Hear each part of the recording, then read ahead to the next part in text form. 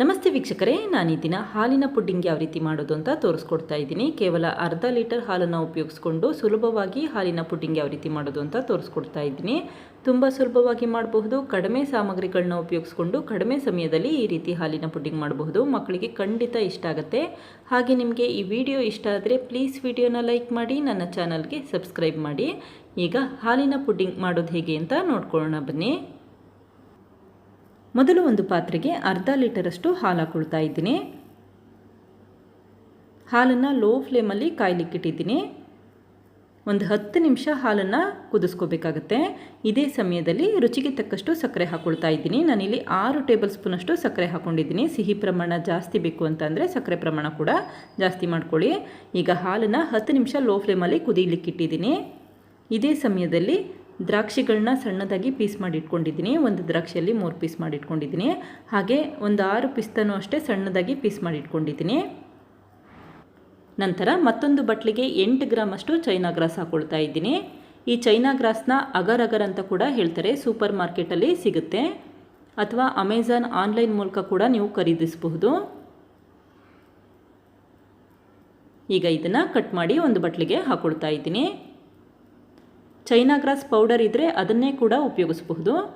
ಈಗ ಒಂದು ದೊಡ್ಡ ಗ್ಲಾಸಲ್ಲಿ ಅರ್ಧ ಗ್ಲಾಸಷ್ಟು ನೀರು ಹಾಕ್ಕೊಂಡು ಲಿಡ್ ಕ್ಲೋಸ್ ಮಾಡಿ ಒಂದು 10 ನಿಮಿಷ ಚೈನಾ ಗ್ರಾಸನ್ನು ನೆನೆಲಿಕ್ಕೆ ಇಡ್ತಾ ಇದ್ದೀನಿ. ತುಂಬ ನೀರು ಹಾಕೋಬೇಡಿ, ಒಂದು ಅರ್ಧ ಗ್ಲಾಸ್ ಇದ್ದರೆ ಸಾಕು. ಈಗ 10 ನಿಮಿಷ ಆಗಿದೆ ನೋಡಿ. ಚೈನಾ ಗ್ರಾಸ್ ಎಲ್ಲ ಸಾಫ್ಟ್ ಆಗಿದೆ. ಈ ರೀತಿ ಸಾಫ್ಟ್ ಆಗಿರಬೇಕು. ಈಗ ಹಾಲನ್ನು 10 ನಿಮಿಷ ಚೆನ್ನಾಗಿ ಕುದಿಸ್ಕೊಂಡಿದ್ದೀನಿ. ಅರ್ಧ ಲೀಟರ್ ಹಾಲಿದ್ದು 1/4 ಲೀಟರಷ್ಟು ಹಾಲಾಗಬೇಕು, ಅಲ್ಲಿವರೆಗೂ ಕುದಿಸ್ಕೊಳ್ಳಿ. ನಂತರ ನೆನೆಸಿರುವಂಥ ಚೈನಾ ಗ್ರಾಸ್ ಹಾಕ್ಕೊಂಡಿದ್ದೀನಿ.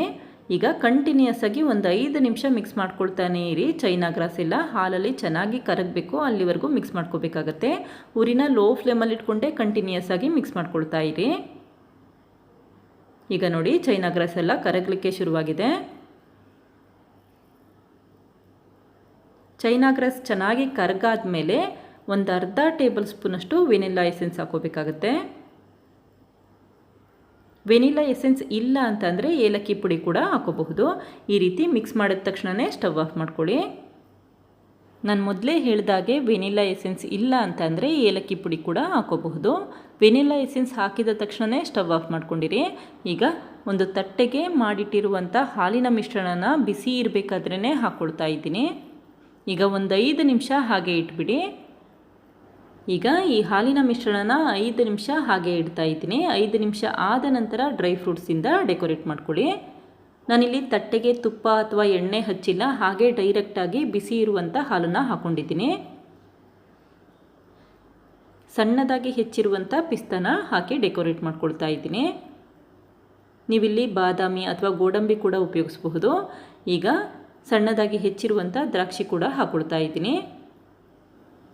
ನಿಮಗೆ ಒಣ ದ್ರಾಕ್ಷಿ ಅಥವಾ ಪಿಸ್ತಾ ಬೇಡ ಅಂತಂದರೆ ಹಾಗೆ ಕೂಡ ಮಾಡ್ಕೋಬಹುದು. ಡ್ರೈ ಫ್ರೂಟ್ಸ್ ಇಲ್ಲಿ ಆಪ್ಷನಲ್ ಅಷ್ಟೇ, ಬೇಕಾದರೆ ಉಪಯೋಗಿಸ್ಕೊಳ್ಳಿ. ಬೇಡ ಅಂತಂದರೆ ಡ್ರೈ ಫ್ರೂಟ್ಸ್ ಹಾಕೋ ಅವಶ್ಯಕತೆ ಇರೋದಿಲ್ಲ.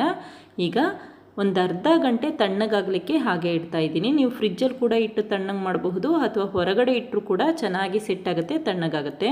ಈಗ ನೋಡಿ ಎಷ್ಟು ಗಟ್ಟಿಯಾಗಿದೆ ಅಂತ ಗೊತ್ತಾಗ್ತಾ ಇದೆ. ತುಂಬ ಗಟ್ಟಿಯಾಗಿರುತ್ತೆ ಮತ್ತು ತುಂಬಾ ಸಾಫ್ಟ್ ಆಗಿರುತ್ತೆ. ಬಾಯಲ್ಲಿಟ್ಟರೆ ಕರಗೋ ರೀತಿ ಇರುತ್ತೆ.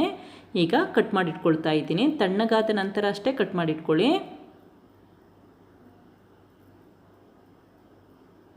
ಮತ್ತು ಈ ಹಾಲಿನ ಪುಡ್ಡಿಂಗ್ ಮಾಡಲಿಕ್ಕೆ ಯಾವುದೇ ರೀತಿ ತುಪ್ಪ ಉಪಯೋಗಿಸೋ ಅವಶ್ಯಕತೆ ಇರೋದಿಲ್ಲ. ಹೆಲ್ದಿಯಾಗಿ ಮಾಡಬಹುದು.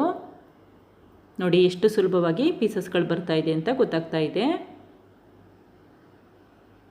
ತುಂಬಾ ಸಾಫ್ಟ್ ಆಗಿರುತ್ತೆ, ಬಾಯಲ್ಲಿಟ್ಟರೆ ಕರಗೋ ರೀತಿ ಇರುತ್ತೆ.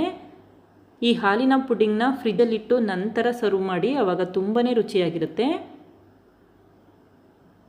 ನೋಡಿದ್ರಲ್ಲ ವೀಕ್ಷಕರೇ, ಎಷ್ಟು ಸುಲಭವಾಗಿ ಅರ್ಧ ಲೀಟರ್ ಹಾಲನ್ನು ಉಪಯೋಗಿಸ್ಕೊಂಡು ಹಾಲಿನ ಪುಡ್ಡಿಂಗ್ ಮಾಡಬಹುದು ಅಂತ ಗೊತ್ತಾಯ್ತಲ್ವಾ?